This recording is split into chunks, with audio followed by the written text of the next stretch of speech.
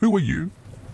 Stop right there, don't move. A beam of light cuts through the darkness as an Idaho state officer confronts a 70-year-old man standing near a riverbank. The man doesn't panic. He doesn't run. He just stands there, calm in a way that feels unsettling. The officer has no idea that this moment is happening seconds after something horrifying. The man in front of him, Alan Bruce, is not just out wandering at night.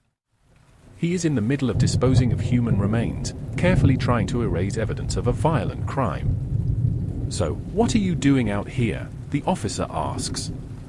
Alan barely reacts. He gives a casual explanation, something vague and dismissive, as if nothing serious is happening. After a brief exchange, the officer lets him go. Alan walks away into the darkness. And with that decision, a crime that should have been exposed immediately slips further out of sight. Days later, investigators will realize what was dumped into that river. But by then, the truth will already be scattered across miles of wilderness. The small town of Challis, Idaho, sits deep within rugged mountains. Fewer than 1,000 people live here, and serious crime is almost unheard of.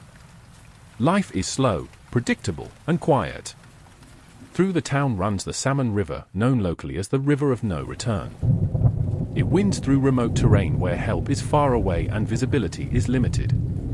It is in this peaceful setting that something deeply disturbing has already taken place, something that will soon draw law enforcement into one of the most complex cases they have ever handled. But at the start, no one knows that yet. It begins with a missing person report. The investigation begins on a quiet Saturday afternoon when an elderly woman walks into the local police station in Challis, Idaho. She is not in panic, but there is a steady concern in her voice. She reports that 47-year-old Patrick Shelton is missing. Patrick is not someone who lives a settled life. He spends most of his time deep in the mountains cutting firewood, moving from one remote location to another. He doesn't maintain a fixed residence and often sleeps in motorhomes or trailers parked on private land. His lifestyle is unpredictable, but not unusual for this rural region. However, one detail immediately stands out to deputies. Patrick is never alone. His dog, Ryder, is always with him. Now both are missing. That detail turns a routine missing person report into something more concerning. The officer begins asking standard questions: what Patrick was wearing, where he was last seen, and whether there were any recent conflicts or unusual behavior. The woman explains that Patrick had recently been involved in a dispute over property access and motorhome placement. He had gone to speak with a man named Alan Bruce shortly before disappearing. That name immediately catches attention. Because in a small town like Challis, people tend to know each other's reputations, even if they are not close. And Alan Bruce is not unknown to law enforcement. 70-year-old Alan Bruce lives on a rural property outside town. He works mechanical jobs, welding, and general repairs, but his reputation in the community is not built on his work. Instead, it is shaped by conflict. Over the years, Alan has been involved in repeated disputes with neighbors. Property disagreements, verbal altercations, and ongoing tension have followed him for a long time. While none of these incidents alone define a major criminal history, they collectively paint a pattern of instability and confrontation. Earlier in the year, there were even reports involving aggressive behavior and property damage, which placed him on law enforcement's radar. So when Patrick Shelton is reported missing shortly after visiting Alan's property, the connection is impossible to ignore. Investigators begin building a timeline. According to initial information, Patrick went to Alan's property to resolve an issue involving motorhomes. The situation had escalated into an argument, but details remain unclear. At this stage, nothing confirms a crime. It is still treated as a missing person investigation. But Alan's name becomes a key point of interest almost immediately. Officers decide they need to speak with him directly. When officers arrive at Alan Bruce's property, the interaction begins calmly. Alan appears cooperative and willing to answer questions. He does not show signs of panic or hesitation, which initially makes the situation seem less suspicious. He explains that Patrick had arrived at his property a couple of nights earlier. According to Alan, there was an argument related to property and motorhome placement. After the disagreement, Patrick allegedly left to continue his work in the mountains cutting firewood. His explanation is simple and structured. No unnecessary detail. No emotional reaction. However, investigators quickly notice something unusual in his behavior. His responses are controlled, almost too precise, as if rehearsed. He avoids expanding on details unless directly asked, and his body language remains guarded. As officers continue questioning, they observe Patrick's motorhome on the property. Alan states that he had moved it due to ongoing disputes between them. But when officers take a closer look, they notice irregularities. The vehicle shows signs of forced entry and tampering. Locks appear damaged, and the condition does not fully match Alan's explanation. While none of this confirms wrongdoing, it raises enough concern for further investigation. With limited evidence and no legal grounds for a search at that moment, officers decide to gather more information before taking action. They leave the property and follow the only solid lead available, the remote location Alan mentioned in the mountains. Several hours later, deputies arrive in a remote mountainous area known for firewood cutting. The terrain is rough, isolated, and difficult to navigate. Tire tracks begin to guide them deeper into the wilderness until they notice something in the distance. A red pickup truck. It matches Patrick Shelton's vehicle. As they approach, the scene immediately feels wrong. The truck is stationary in an area where it does not logically belong.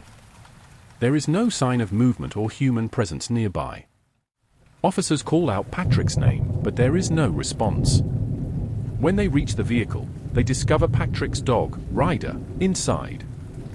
The animal is barely alive, severely dehydrated, and weak from prolonged exposure. Despite its condition, Ryder is still breathing. Rescue efforts begin immediately. The dog is removed from the vehicle and given water, slowly stabilizing. But the relief is short-lived. Because inside the truck, investigators begin noticing signs that something serious has occurred. Dark staining across surfaces. Disturbed materials. Items scattered in a way that suggests struggle or sudden disruption. Nothing about the scene appears normal. Then officers find a piece of mail inside the vehicle. It is addressed to Alan Bruce. At that moment, the case shifts completely in direction. Patrick is no longer simply missing. There is now strong suspicion that something far more serious has happened. After the discovery of Patrick's truck and the condition of his dog, the investigation escalates immediately. What was once treated as a missing person case is now clearly a suspected homicide. The presence of blood evidence, the abandoned vehicle, and the connection to Alan Bruce all begin forming a consistent direction for investigators. Back in town, detectives start building a clearer timeline using witness statements and known movements. Multiple people confirm that Patrick had ongoing issues with Alan, particularly involving property access and disputes over motorhome placement. While none of these conflicts were previously considered serious enough to involve major intervention, the pattern now takes on a different meaning in light of Patrick's disappearance. Alan Bruce quickly becomes the primary focus of the investigation. His explanation of events is simple, but simplicity does not match the physical evidence being discovered. Officers now understand that they are no longer looking for a missing person, they are looking for answers to what happened after Patrick arrived at Alan's property. As the case intensifies, search warrants are prepared. Investigators begin coordinating a larger response, involving additional units and forensic teams. At the same time, surveillance is placed around key locations, including Patrick's truck and Alan's property. What they do not yet know is that Alan is still actively moving through the area, attempting to manage the aftermath of what has already occurred. As night falls over Chalice, the environment becomes even more isolated. The mountains surrounding the town create a sense of complete separation from outside assistance. It is during this period of darkness that the investigation begins to shift from passive observation to active containment. Search teams are organized, and law enforcement prepares to execute warrants. The priority is clear: secure Alan Bruce, search his property, and locate any remaining evidence connected to Patrick Shelton. Around midnight, a deputy is assigned to monitor the area near Patrick's abandoned truck. The expectation is routine surveillance, nothing more. However, this assumption changes when headlights appear on the road leading into the remote area. A vehicle approaches slowly, eventually coming to a stop near the scene. When the deputy moves closer, the driver is identified as Alan Bruce. His presence at this location, at this hour, immediately raises concern. When questioned, Alan claims he is checking on Patrick's belongings to prevent theft. He presents the situation as harmless, even routine, but the timing and location make the explanation difficult to accept. The deputy notes inconsistencies in his behavior. Alan appears calm, but his presence directly overlaps with active investigative focus points. Unbeknownst to law enforcement at that moment, Alan's return to the scene is not coincidental. It is connected to his attempt to manage remaining evidence from earlier actions that had not been fully completed. This encounter becomes a critical turning point in the case. Following the nighttime encounter, investigators move quickly to secure legal authorization for a full search. The combination of physical evidence, witness statements, and Alan's suspicious behavior at the scene provides sufficient justification for immediate escalation. A coordinated plan is formed. The goal is to separate Alan from his property, conduct a full forensic search, and determine the extent of evidence present. A deputy is dispatched to bring Alan in under controlled circumstances, ensuring he is not present during the search process. Alan complies without resistance, appearing calm and unconcerned as he is transported away from his property. His behavior suggests confidence that nothing incriminating remains behind. However, investigators now have access to his land, vehicles, and structures. The search begins with Patrick's motorhome. From the outside, it shows signs of tampering.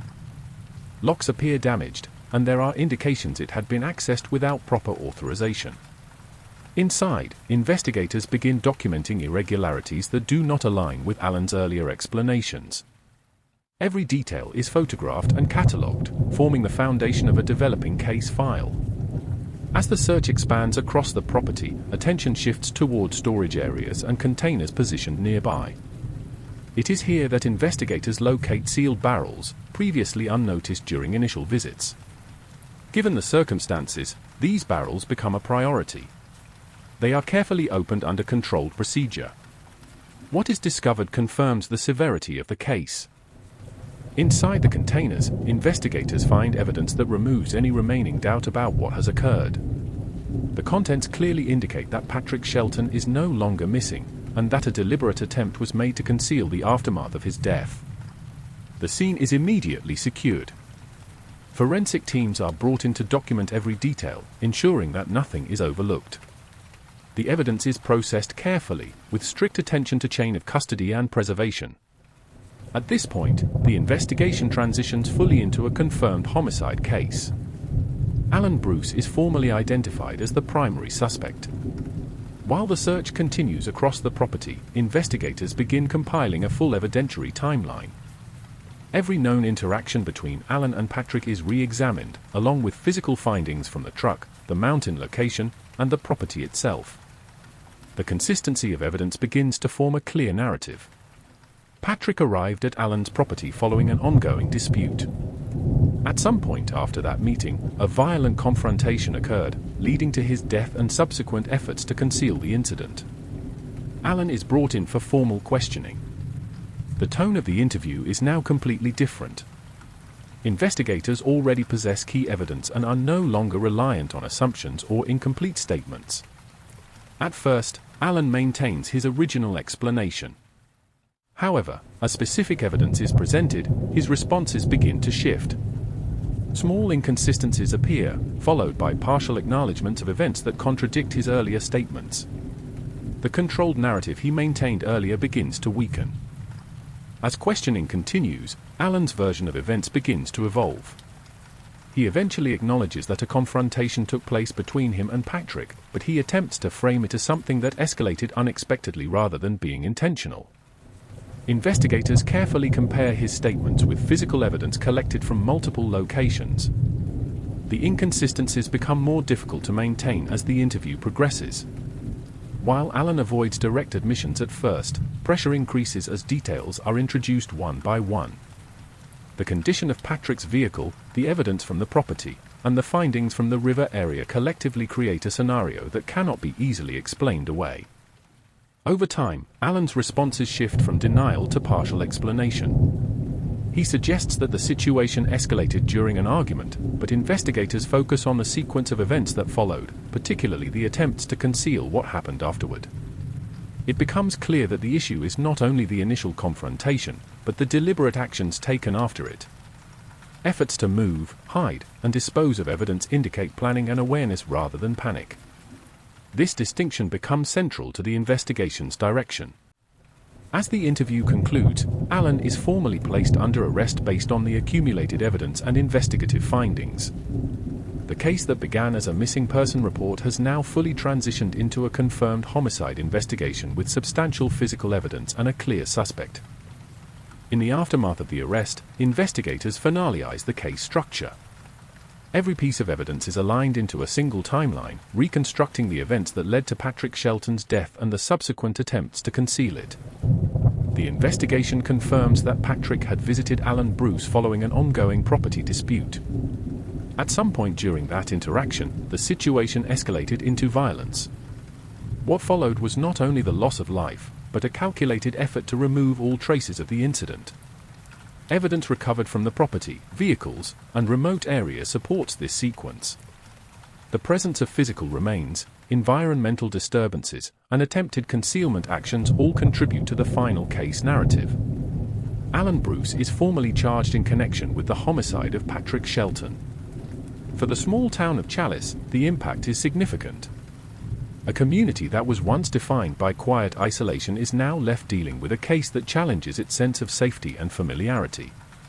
For investigators, the case becomes a reminder of how quickly routine missing person reports can escalate into complex homicide investigations, especially in remote regions where early evidence can be easily obscured.